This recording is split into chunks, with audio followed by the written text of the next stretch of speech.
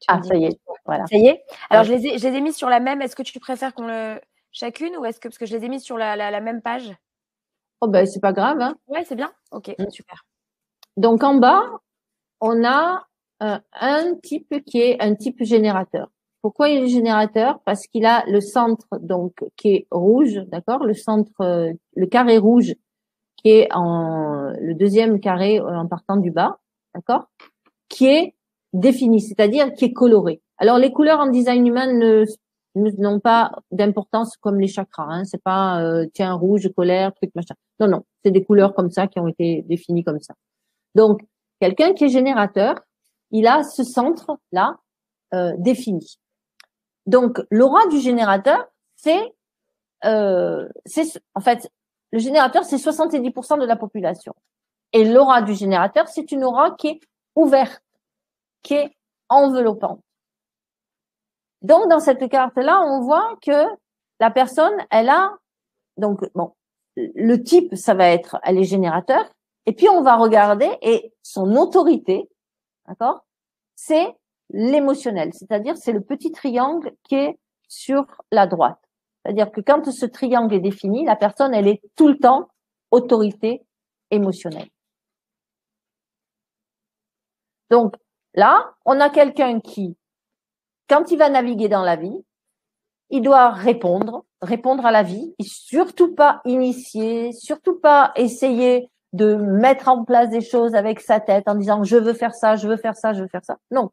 Attendre que les choses arrivent, c'est-à-dire que, voilà, ça peut être, c'est pas que des gens lui proposent, hein, ça peut être des gens lui proposent, mais ça peut être un webinaire, ça peut être quelque chose que je vois à la télé, ça peut être quelqu'un qui me parle de quelque chose.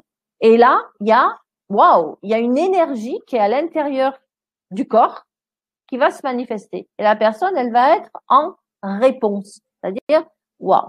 Et ça ne veut pas dire que si aujourd'hui, elle n'est pas en réponse, ça ne veut pas dire que demain, elle ne le sera pas. Mais ça veut dire, je suis disponible. Je suis disponible à, tiens, quelque chose là qui se présente à moi. Ensuite, je vais le soumettre à mon autorité. Et donc, quand on a une autorité émotionnelle, on dit surtout pas dans l'instant, d'accord? C'est-à-dire, ouais, ça me plaît, mais j'ai mon autorité émotionnelle. Laissons un peu de temps, d'accord, pour pouvoir voir si effectivement ça me plaît, si demain matin ça sera toujours dans le même truc. Et puis il y a des fois où on sent que vraiment, mais c'est ça qu'on a envie de faire. Donc voilà. Mais plus les décisions sont importantes, plus ça va être important de sentir qu'on est clair. D'accord? C'est pas oui, non, oui, non, oui, non. C'est pas je fais une liste, tiens, ça c'est bien, tiens, ça c'est non. D'accord? Donc, quand là, et vous voyez sur cette carte, tous les centres en haut donc sont complètement ouverts.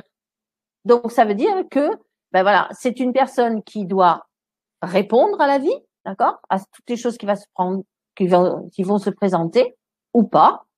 Et quand c'est non, c'est non. Donc il n'y a pas besoin de le soumettre à son autorité.